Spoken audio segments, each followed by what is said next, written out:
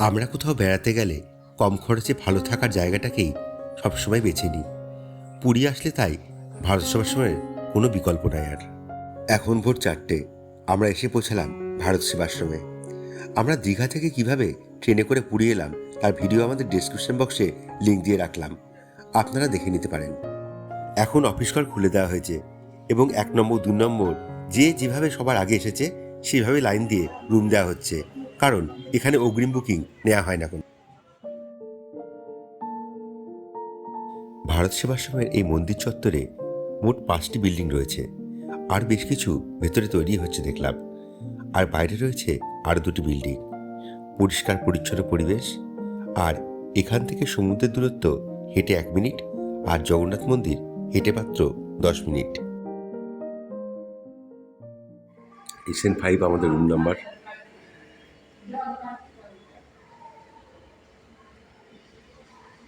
ওইদিকে SN4 আছে, এদিকে হচ্ছে SN8।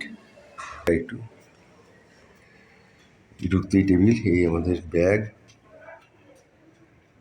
আর এই যে আমার মেয়ে ঘুমাচ্ছে।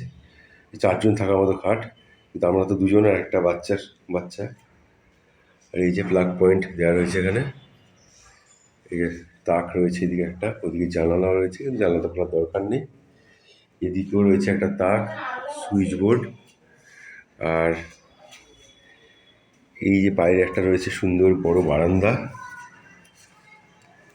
মধ্যে এখানে রয়েছে বেসিন, আয়না, আর এই যে একটা বড় বারান্দা রয়েছে রুমের সঙ্গে অ্যাটাচ। আল্লাহ দেওয়া আছে এদিকে। আর এইদিকে যদি লোক আরও বেশি থাকে তাহলে এদের মানে একটু বেডিংয়ের ব্যবস্থা আছে, তো নিচে বিছানা করে শুতে পারে। যাই হোক, আর এই জায়গাটা রয়েছে অ্যাটাচ বাথরুম। এই যে কোমর দেওয়া রয়েছে, লাইট রয়েছে, আর তো অন্য কোনো ব্যবস্থা সেরকম নাই। ট্যাপ রয়েছে, বালতি দেওয়া রয়েছে 2টো স্নানের জন্য। আর সব থেকে যেটা ভালো লাগলো সেটা হচ্ছে রুম থেকে সমুদ্র দেখা যায়। ওই সামনে দেখছেন ওটা হচ্ছে স্বর্গদ্বার শ্মশান ঘাট, সেটা শ্মশানদ্বার। আর ওই যে সামনে কতটা দেখাতে পারছি না, ওই যে মাঝখানে যেটা দেখছেন ওটা হচ্ছে সমুদ্র দুপাশে। আর ওটা তো হচ্ছে বিদেশ ঘর, আপনারা তো অনেকে খান ওখানে।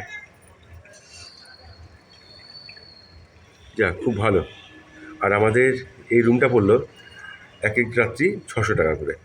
মানে আমরা যেহেতু 2 জন, তবু 600 টাকা। আপনারা যদি 4 জন আসেন তা আপনাদের 600 টাকায় লাগবে, আপনাদের 600 টাকায় 4 জন থাকতে পারবেন। যাক, ভিউটা সুন্দর রুম থেকে। হ্যাঁ, যে অনেকে বলেন না যে ভারত সেবাশ্রম থেকে কি সমুদ্র দেখা যায়, তো হ্যাঁ, আমি সত্যি দেখা যায়, এবং সেটা SN5 এই রুমে থাকলে যেটা আমরা পেয়েছি। এবং সত্যি আমরা এই জন্য ভীষণ বড় ভাগ্যবান, তাই না? ভারত সেবাশ্রম থেকে বেরিয়ে আমরা চললাম এখন সকালে সূর্যোদয় দেখতে। অনেকে এখন 7 সকালে সমুদ্র স্নান করে জগন্নাথ মন্দিরের দিকে যেতে শুরু করেছে। পুরীর সূর্যোদয় আর সূর্যাস্ত দুটোই অসাধারণ সুন্দর। প্রতিদিনের রুটিন থেকে বেরিয়ে প্রকৃতির কাছে যাওয়ার সুযোগ আমরা সবাই চাই।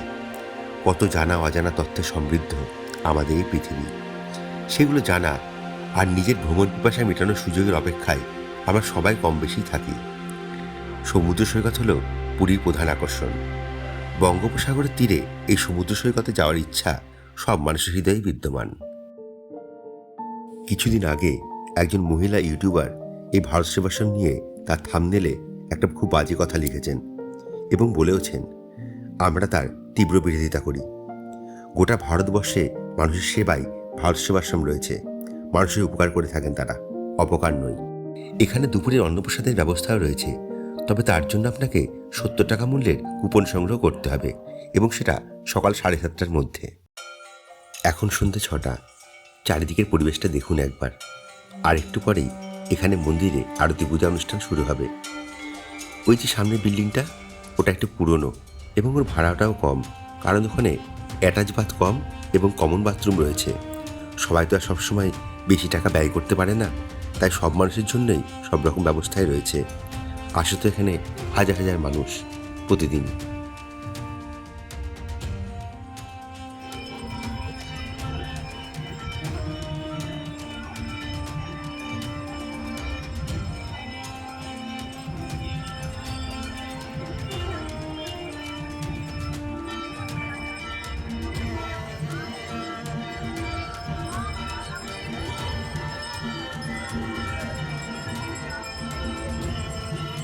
আপনাদের জানিয়ে রাখি, এখানে কিন্তু রাতের বেলায় প্রসাদ গ্রহণের কোনো ব্যবস্থা নাই, সেটা আপনাকে বাইরে থেকেই করে আনতে হবে। আর মন্দিরের ভিতরে কোনো রকম আমিষ জাতীয় খাবার আনা কিন্তু একদম সম্পূর্ণ নিষিদ্ধ। আপনি বাইরে খেয়ে আসতেই পারেন, তাতে কোনো অসুবিধা নেই। আর যদি আপনারা জগন্নাথ মন্দিরে পুজো দিতে চান, তাহলে আপনারা খুব কম পয়সায় এখান থেকেই পান্ডা পেয়ে যাবেন, যদি আপনারা মনে করেন সেটা। আর কি, সব তথ্যই দিলাম এই ভারত সেবাশ্রম সংঘের। যদি ভালো লাগে তাহলে অবশ্যই চ্যানেলটিকে সাবস্ক্রাইব করে দেবেন অনুগ্রহ করে। ওই যে আমার গিন্নি আসছে, বিচে যাব এখন, দেখতে থাকুন আগামী পর্বে।